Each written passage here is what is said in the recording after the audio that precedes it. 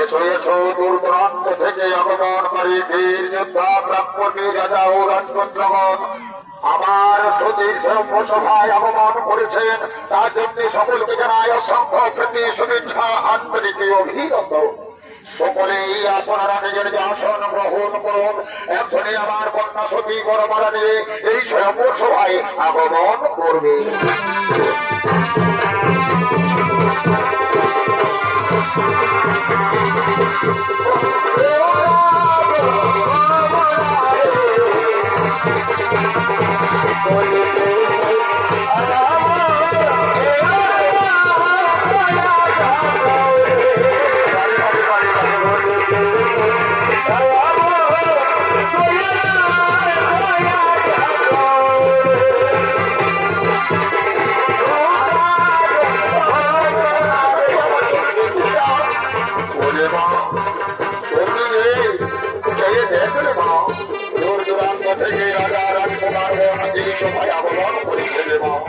তুমি তাদের মধ্যে একজনকে বড়মালা পরিয়ে দিয়ে তুমি স্বামীর উপরে গ্রহণ করে নাও রে মা। তুমি তাদের মধ্যে একজনকে স্বামীর উপরে গ্রহণ করে নাও। ঠিক আছে বাবা, আমি তাই করবো বাবা, আমি তাই করবো।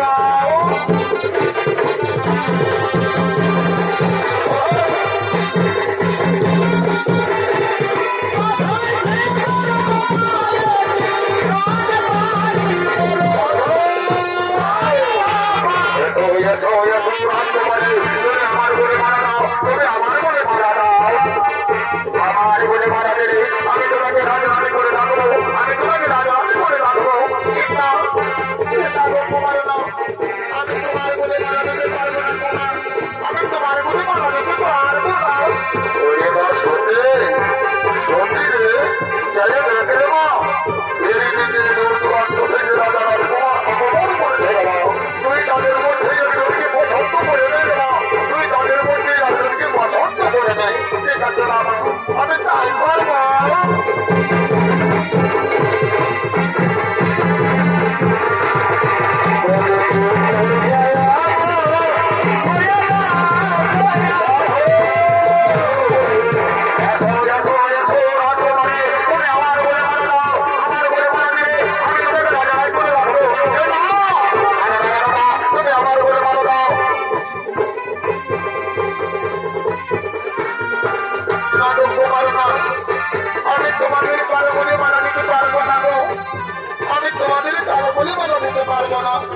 ওরে মা তোকে যে দেখো মা, ওই দেখো আমার বোনের রাখি রয়েছে রে মা। তুমি তাদের মধ্যে পছন্দ করি ওদেরকে বড়মালা পরিয়ে নাও রে মা। তুমি তাদেরকে একজনকে বড়মালা পরিয়ে নাও। ঠিক আছে মা, তাই করবো বাবা, আমি তাই করবো।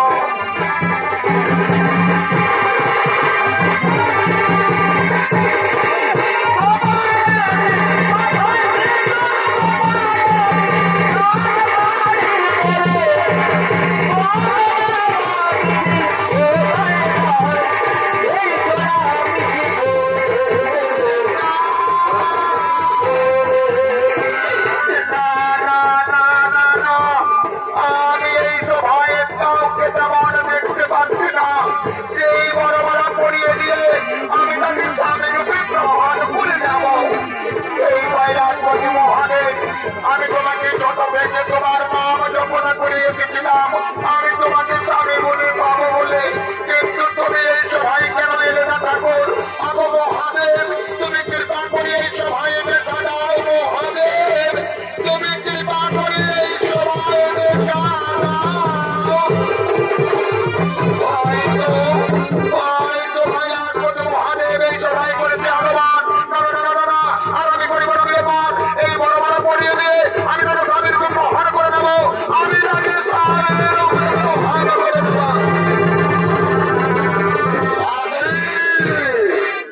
মহারাজা দক্ষ আপনার কন্যা শেষ পর্যন্ত ওই ভিখারি শিবের বলেই মালা দিয়েছে।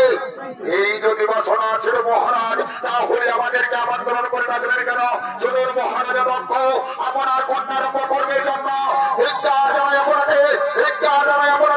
চলো ভাই সাহেব, এই সভায় আর আমরা প্রমাণিত হয়ে ভাবতে পাই না। এই সভায় থেকে আমরা নিজ নিজ বাড়িতে চলে যাই। চলো আমার নিজ নিজ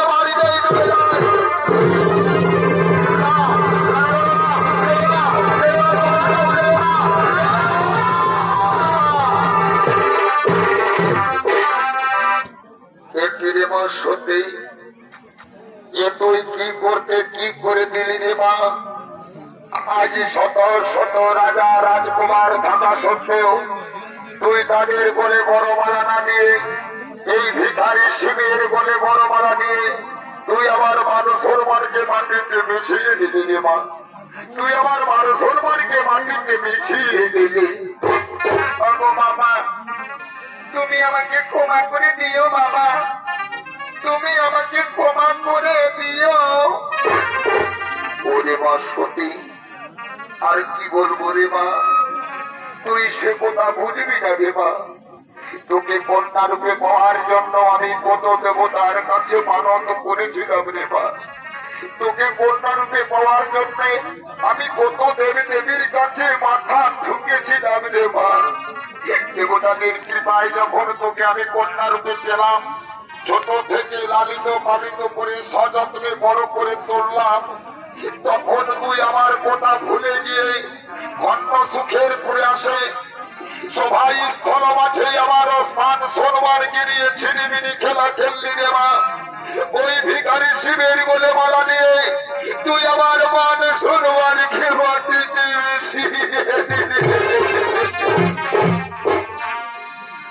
বাবা, তুমি আমাকে ক্ষমা করে দিও বাবা, তুমি আমাকে ক্ষমা করে দিও।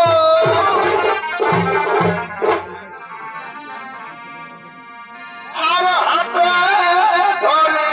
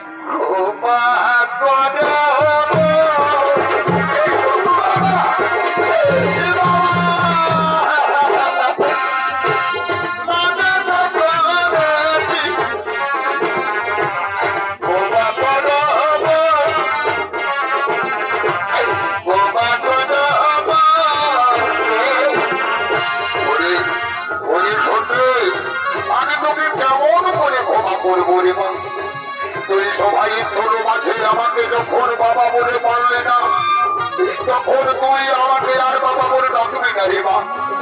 আজই হতে আমি তোকে মনে রাখলাম, আমি তোর বাবা নই, আর তুইও আমার মেয়ে নয়। না বাবা না, তুমি এমন ভাবে বলো না। আজই হতে তোর সঙ্গে আমার বাবা মেয়ের সম্পর্ক ছিন্ন হয়ে গেল রে মা। আজই হতে তোর সঙ্গে আমার বাবা মেয়ের সম্পর্ক ছিন্ন হয়ে গেল। বাবা না, তুমি আমার বাবা বলো না বাবা, তুমি আমার বাবা।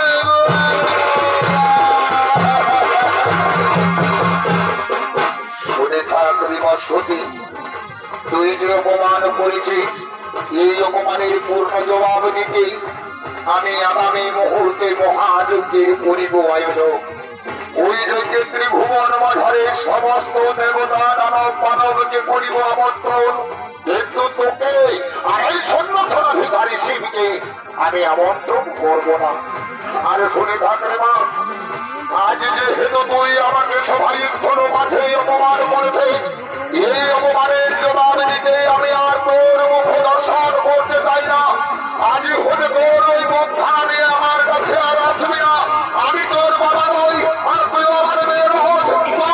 তুই যেন আর কোনোদিনও আমার কাছে আসবি না। বাবা না, তুমি এমন ভাবে বলো না বাবা, আমি তোমাকে তোরা বাঁচিব না বাবা। ওই শয়তানে আমি তোর সঙ্গে আর কথা বলবো না, তবে মনে রাখি তোর কলঙ্কিত মুখ যেন আর আমাকে কোনোদিনও না দেখতে হয়। এই কথা স্মরণে রাখিস। আমি এখন রাজন্তপুরেই চলে যাই। বাবা না, তুমি দিও না গো। হ্যাঁ, আমি রাজন্তপুরেই চলে যাবো। না না বাবা, দিও না।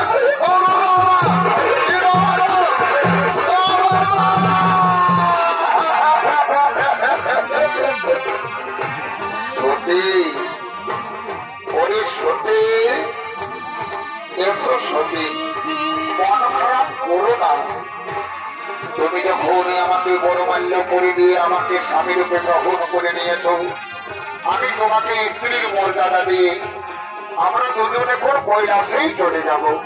এসো সত্যি, আমরা কৈলাসেই চলে যাব। আমার স্বামী দেবতা, অবশ্যই আমি কৈলাসে যাবো স্বামী।